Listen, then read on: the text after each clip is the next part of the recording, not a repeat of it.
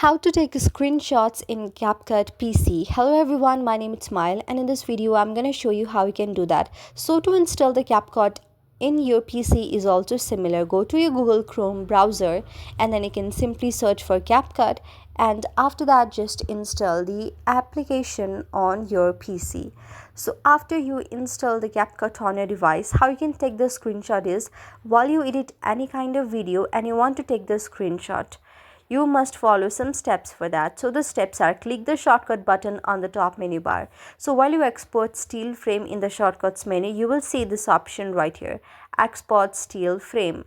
When you go on the basic option, now go to the basic tab, click the space for the export still frame and choose a button combination. I choose Steve Shift plus as also helps you. Now after doing that, you are just done and you have already screenshotted the images or anything that you want from the CapCut. So this is how you can do this. I hope this was pretty easy and helped you. So if you liked the video and it helped you, then please do hit the thumbs up and subscribe button, and also comment in the comment section below. For the more videos, must subscribe the channel. Thank you.